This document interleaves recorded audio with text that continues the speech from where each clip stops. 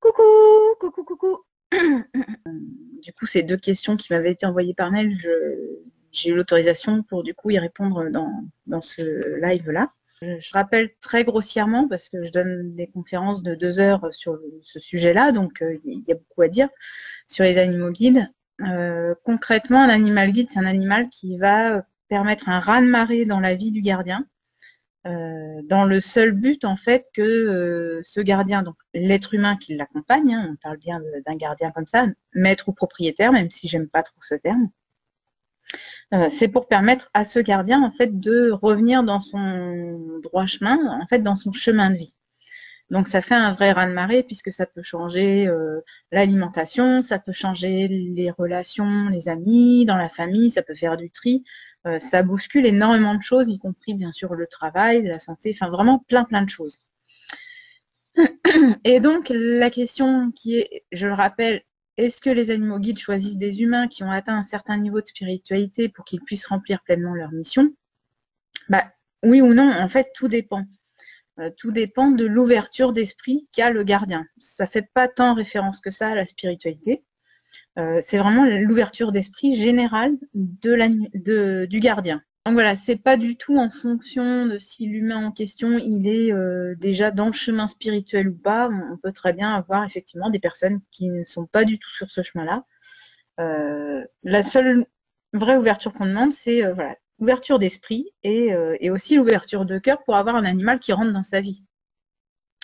Entendons-nous bien, il est certain que si une personne doit se faire accompagner par, on va mettre au sens très très large du terme, des guides spirituels pour reprendre son chemin de vie et rentrer dans ce qu'il avait décidé d'incarner, si cette personne-là, c'est hors de question et qu'elle n'a aucun paramètre qui est ouvert pour qu'elle puisse réceptionner un animal dans sa vie, clairement, c'est pas par ce biais-là que là-haut, ils vont être en action pour justement permettre à cet humain de reprendre son chemin de vie.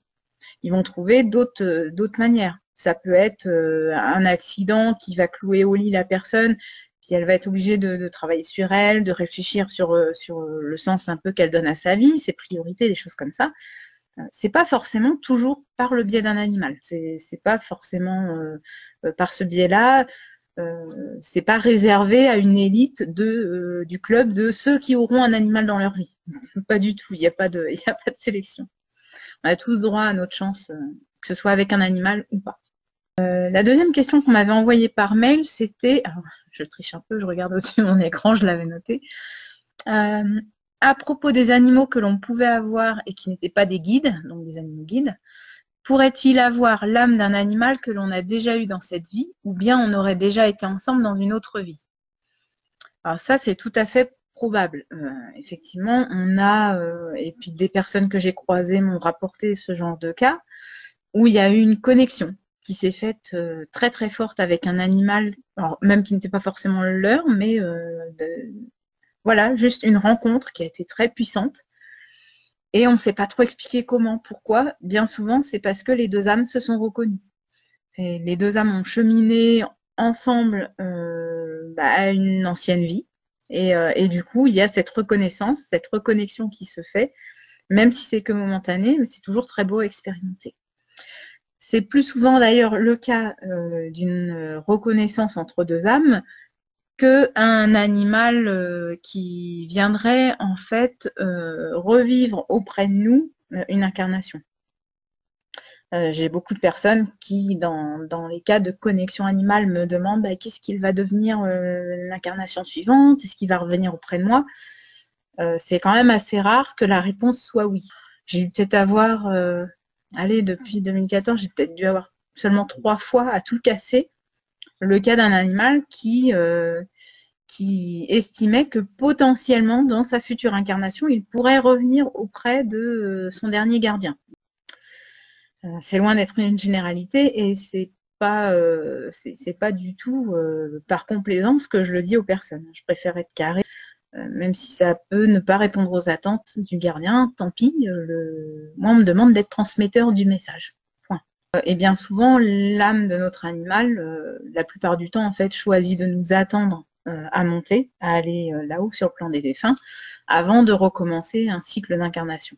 Donc, soyez pas non plus dans une sorte d'attente, désespoir de vous dire mince, il est parti, et puis moi, j'ai que 30 ans, j'ai peut-être encore 40, 50 ans, 60 ans à vivre, et puis il va être redescendu, je vais jamais le retrouver là-haut.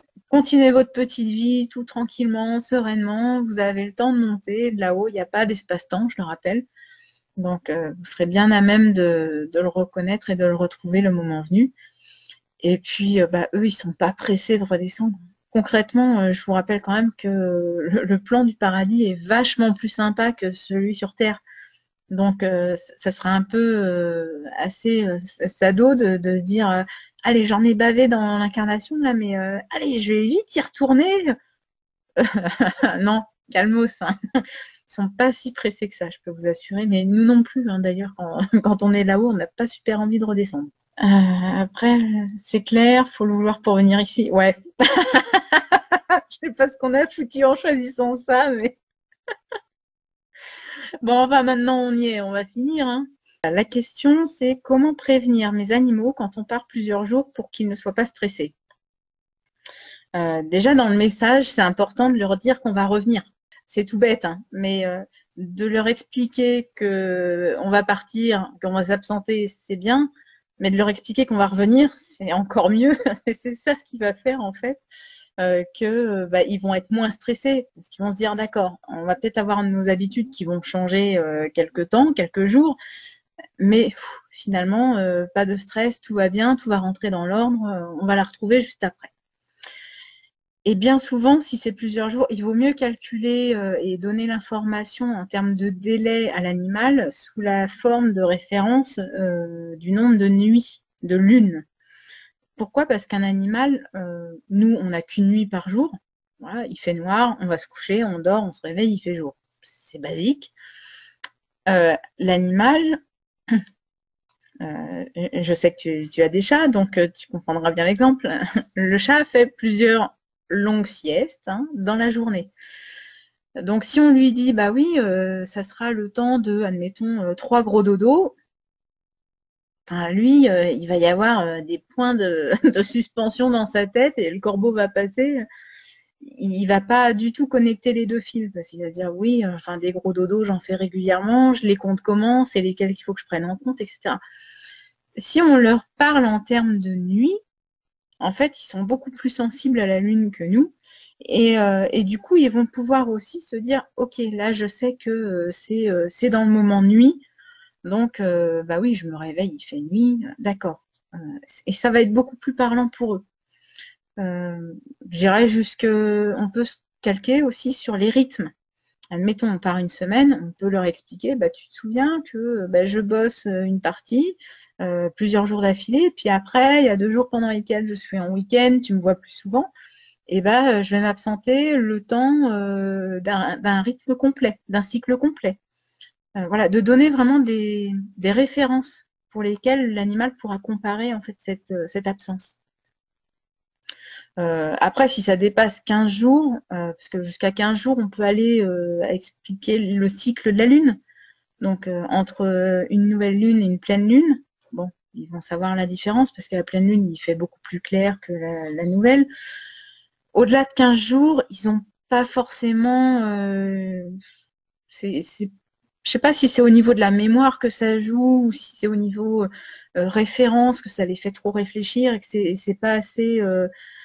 c'est pas assez simple en fait pour eux. Hein. Je rappelle qu'ils ont un cerveau qui est à peu près aussi développé que les petits-enfants. Donc on peut leur demander pas mal de choses, mais il y a quand même un moment où ils sont pas aussi développés qu'un adulte à part entière. Donc clairement, si on va plus de 15 jours, ça devient compliqué. Il vaut mieux leur dire je m'absente, je vais revenir dans quelques temps, sans forcément préciser. Leur expliquer ce qui va se passer pendant notre absence. C'est la voisine qui va te garder, ou au contraire, tu vas être dans une pension, ou c'est quelqu'un qui va venir, un nounou, qui va venir se charger de toi pendant mon absence régulièrement, etc. Et de lui expliquer que régulièrement, on lui enverra des petits messages pour dire des petits coucou, ça va, etc. De se reconnecter régulièrement à lui. C'est ce qui va faire que l'absence sera beaucoup mieux tolérée également. En tout cas, alors je termine juste. Et juste leur parler, ça suffit pour transmettre le message. Ouais, il n'y a pas besoin, si c'est notre animal qui est à côté de nous, il n'y a pas besoin de faire tout un protocole. Uniquement leur parler. Voilà, j'ai toujours avec les trois règles pour les messages simples. Hein, c'est la pensée, l'intention et l'émotion. Donc, j'en parlerai plus à la limite la prochaine fois si vous le souhaitez aussi. Ça ne me dérange pas de donner le truc. Et en fait, de répéter ça plusieurs fois. Parce que si on a un animal qui est un peu têtu, comme ça finit par rentrer. Ça permet de mettre toutes les chances de notre côté. En tout cas, je vous embrasse bien fort. Je vous souhaite une bonne soirée. Et puis, bisous tout le monde.